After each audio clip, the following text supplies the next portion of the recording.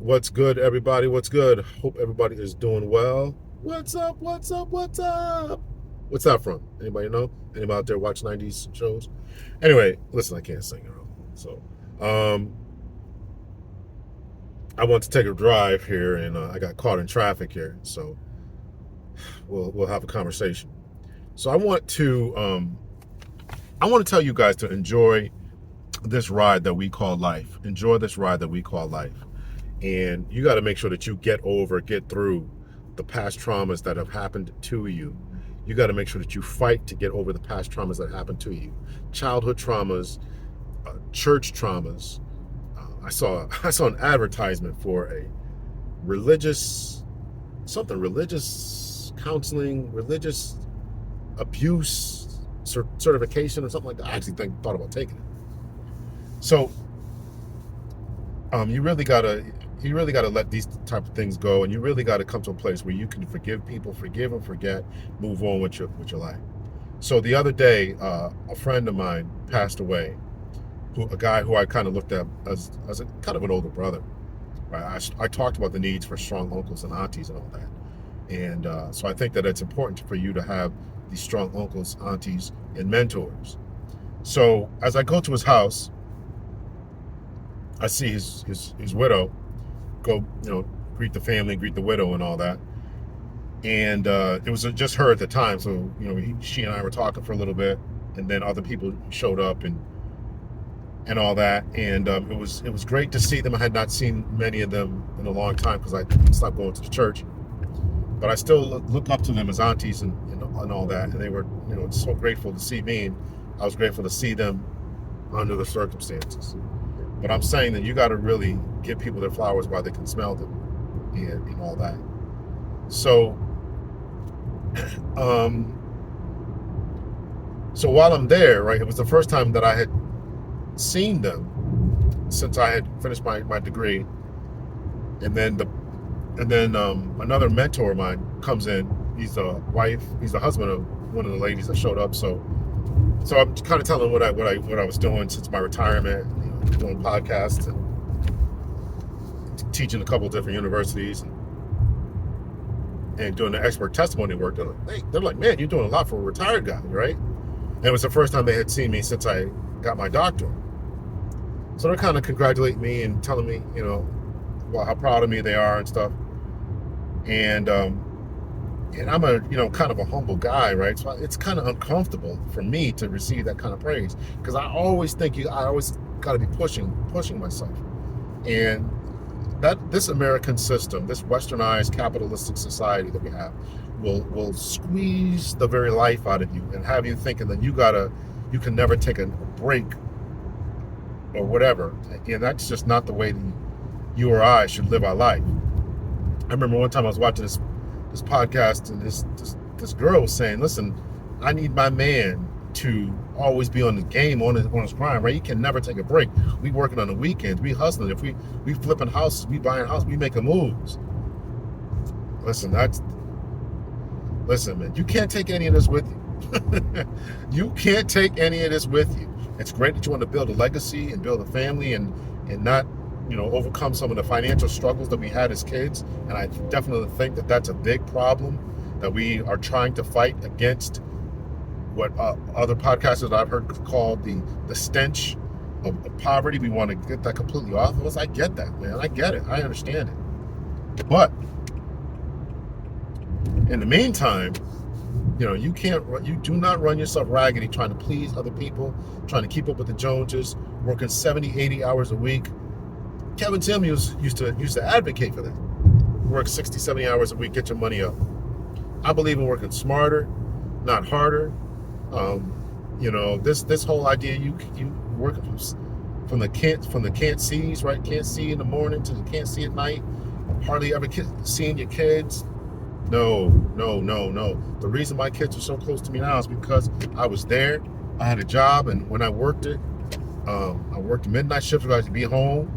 And then when I got to be high school, and even then when I worked the morning shift, I worked 6 to 2, 6 a.m. to 2 p.m., and I was home when they got home.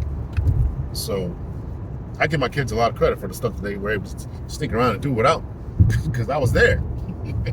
But But you got to enjoy this. You got to enjoy this time, enjoy this life, and live it to its fullest, man. And live it to its fullest. So as the mentor comes in, as we're greeting the widow and at her house and stuff, I'm telling the story about what I'm doing and stuff, and he pulls me aside. He tells me how proud he is of me because he knows where I came from. Okay, I talked about this in other podcasts and stuff, other episodes. So check those out. But I had some serious challenges that I had to overcome. And so, in my mind, never ever really think that you've overcome them. This is a problem. You never ever think that you overcome them, right? This is why, and this is why depression comes in sometimes, not in people, right? Depression, feelings of inadequacy, feelings you always got to push, the feelings like you always got to be working, doing something, right? Particularly as black folk, right? We always know, man, I gotta work, I gotta hustle, I gotta do this, right? Can't be seen slacking, right? Working twice as hard to get half as much and all this kind of stuff, right? Some of that is true. We definitely got to work harder, but that doesn't mean you should not take the time to smell the roses. Does not mean you should work 60, 70 hours a week, forsaking your kids, or forsaking your health, forsaking your mental stability, not getting enough sleep, not enough rest. Your body needs to cool down and rest. My aunt used to always tell me, if you don't get enough rest, your body will take it. That was the family mantra. If you don't get enough rest, your body will take it. All right? So I'm advocating for people to live their best life today, right? Live it to the fullest, and just take time once in a while to smell the roses. Enjoy your friends, enjoy your family, enjoy your kids. Enjoy your kids. And forgive people when they wrong you. Forgive your exes. Forgive your parents for whatever they said, they did. Go to therapy, get the healing that you need, because you got to overcome that kind of stuff. You got to overcome that type of stuff. You got to live life. So my mentor comes in, he's telling me how proud he is of me because of the things I had to overcome, and he knows that. And so I took the time to tell him, listen, I appreciate you. I appreciate you, because not having a father, I needed a father figure. And I had many of them. Again, I talked about this, all the deacons and elders that we called them in the church leaders and stuff, the deacons and the elders, strong male figures in my life, even in my time at the boys club and all that. That means something, man. I could go off on another tangent about the boys and girls club now. But men or boys need strong male leadership. Full stop, period. This boys club, girls club, Boy Scouts intertwining with the Girl Scouts. I'm not with any of that. Not because I don't think that people are completely 100% different, but I think that boys need boys. I think you need to be taught how to be a leader. You can't get that done if you're watering down this stuff, man. It's just, listen, this is a fight for other people, man. This is a fight for other people. These people in their 30s got to fight against this. People in their 20s and 30s got to fight against this. And they don't know what they don't know. And when you don't know what you don't know, you will fall for this type of thinking, this way of looking at things, thinking everybody's the same and equal.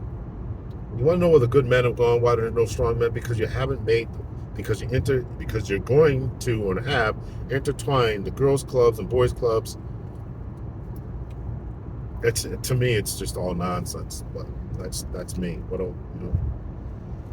That's for another day. But give people their flowers while they can smell them. Give people their accolades, their due. Be able to take praise. I have a hard time with that. Something I have to work on.